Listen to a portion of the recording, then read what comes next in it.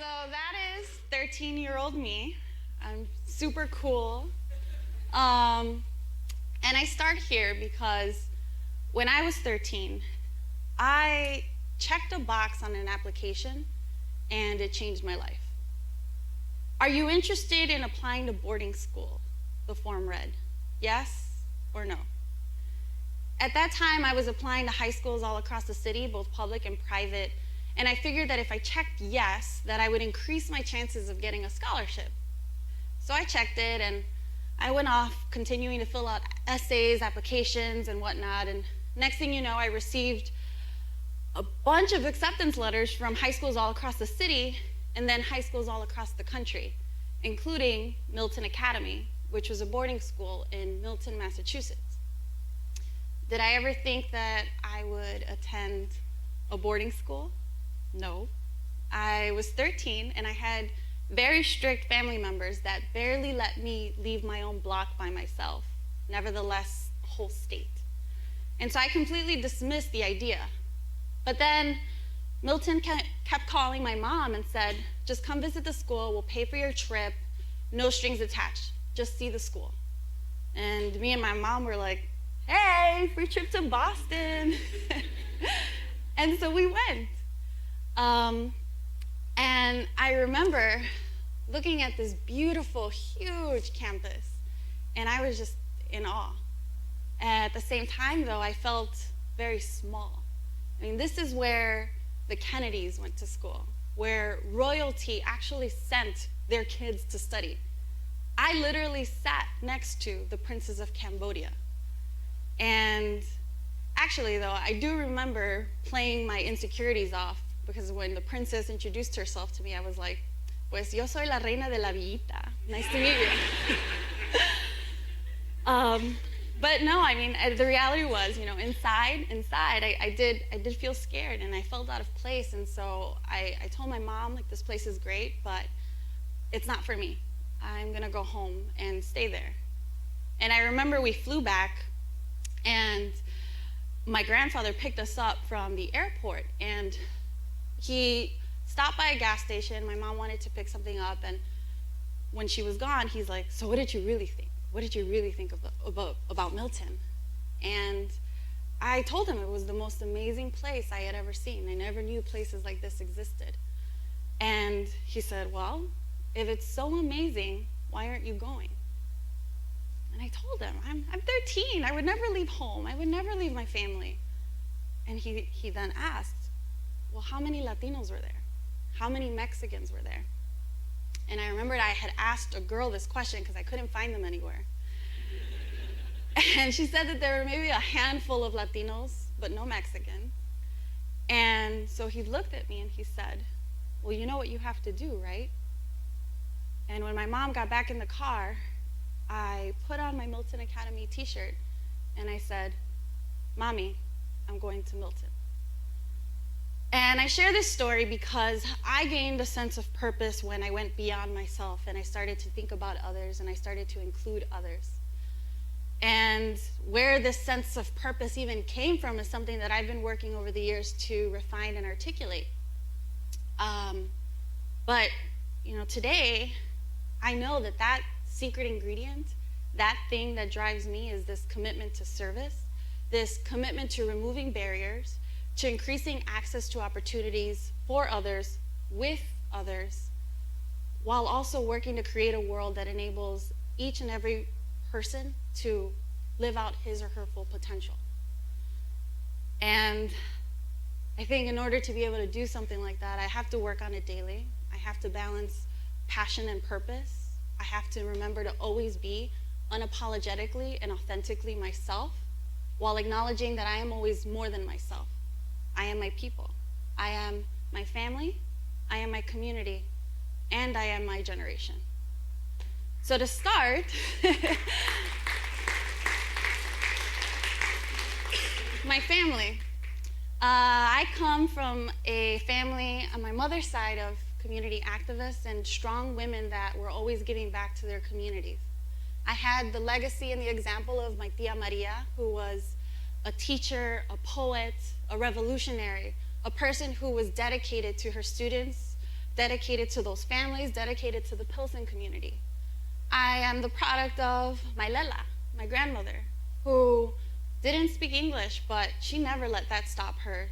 She never let that stop her from advocating for her kids, for advocating for her grandkids, for other people in the community, and she eventually became the president of the Chicago Multilingual Parents Council for the Board of Education.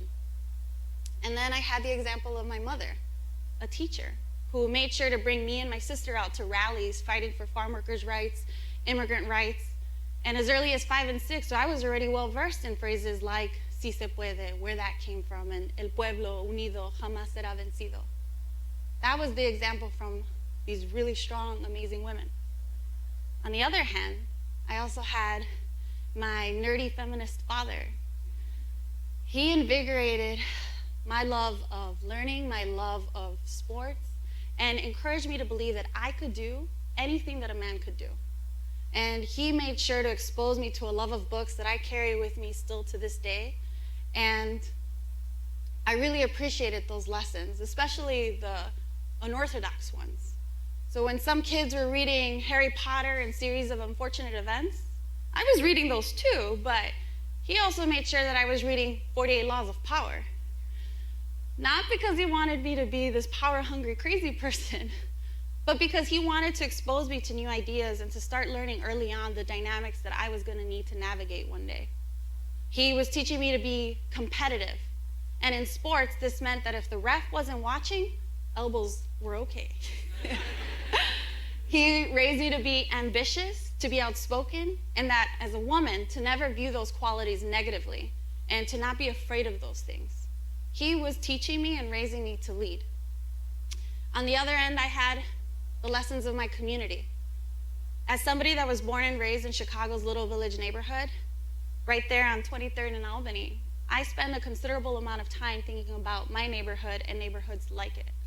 Chicago is home to the second largest Mexican and Mexican-American population in the country, outside or behind Los Angeles, but then the 5th largest in the world. And just in my own neighborhood, I could view daily the contributions that immigrants make to our city and our country every single day. You could look to 26th Street, where it's bringing in so much tax revenue that it's considered the second magnificent mile. I could look to the community-based organizations that were serving our community residents every single day, just like Latinos Progresando. I could look to my neighbors, who had such inspirational stories that were bringing with them these new talents, these new skills, and this drive and determination to succeed.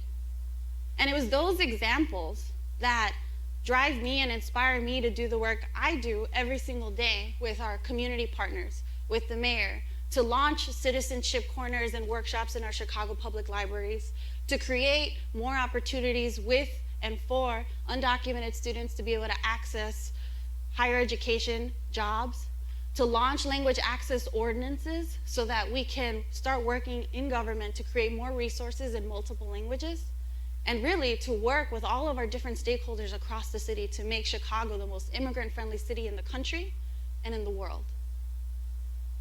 And lastly, I am the product of my generation, the selfie generation.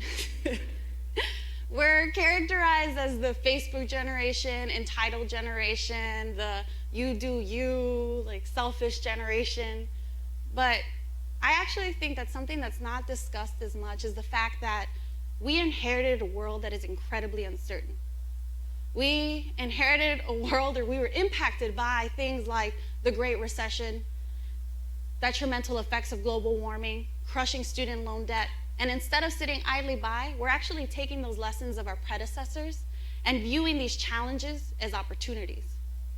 We are utilizing our talents and our skills, the lessons from the past, to be able to make a positive impact now. We are ready to lead, not tomorrow, now. And it's really amazing. I mean, we have people that are writing blogs, developing apps, launching startups.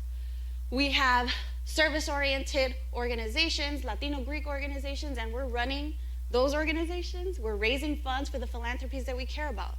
We also have examples of young Mexican leaders in their 20s that are running for aldermanic seats and winning, and folks that are currently running for state rep seats. And then we have the examples of of the undocumented youth leaders that are creating movements, inspiring others, and they're actually leading to things like deferred action for childhood arrivals, and they're galvanizing our community to fight for things like access to state aid. It's amazing, and that's part of what I'm coming from, this generation of leaders that are leading now. And I share this with all of you because as a Latina, as a woman, as somebody that is young, I am often underestimated. But I refuse to be apologetic for who I am, and I refuse to make excuses for why I can't make change now, why I can't lead now. And I really appreciate all of those examples, and I appreciate all of those things that have influenced me to be me, because all of those things have impacted me to be a stronger person. They've made me a better problem solver. They've made me more adaptable. And I'm owning that. I am owning and embracing who I am, and I am proud of who I am and where I come from. And I'm hoping that, as a generation, we're also looking to see what more we can do. Because although the Latino community has come a long way, there's still plenty of room for change. We're living in a world where, although women make up 50% of the population, only a fraction of that is represented in elected office. We have yet to elect a Latina senator. Hernandez's and Rodriguez's are severely underrepresented in our boardrooms. We don't talk enough about wealth creation in our communities. We have yet to pass comprehensive immigration reform. And we have anti-immigrant and anti-Mexican rhetoric dominating our news cycles. And that's why we need more of us to stand up, more of us to say, hey, I can lead now. I don't need to wait. And making sure that we're those leaders across all sectors, public, private, nonprofit, working to remove those barriers, increase access to opportunities for others, with others, while also working to create a world that enables others to live out their potential. As a young professional, I recognize the importance of extending a hand back while also looking forward and towards the future. So as you push yourself to create change, to challenge yourself, make sure to bring someone younger along with you to see this. Just as my mother brought me along to rallies, or my father expanded my love of the world through books, bring someone, share your life with them. If you're an older professional, when was the last time that you mentored someone younger in your field? If you're a younger professional, when was the last time you voted, volunteered, or showed someone in your neighborhood the amazing and great things and people that can come from your community? I want to end with just one last picture because it symbolizes a lot for me. I have the ability to impact those around me, not tomorrow, but today. And whenever I get the chance, I try to bring Chicago's youth to City Hall. I hope that some of these high schoolers that come and visit, that they view those spaces, those seats of power, as theirs one day. So remember, in this room, in your neighborhoods, there is a 13-year-old, a future alderman, a future CEO, maybe even a future mayor, just waiting for you, waiting for someone to tell them to check that box. Thank you.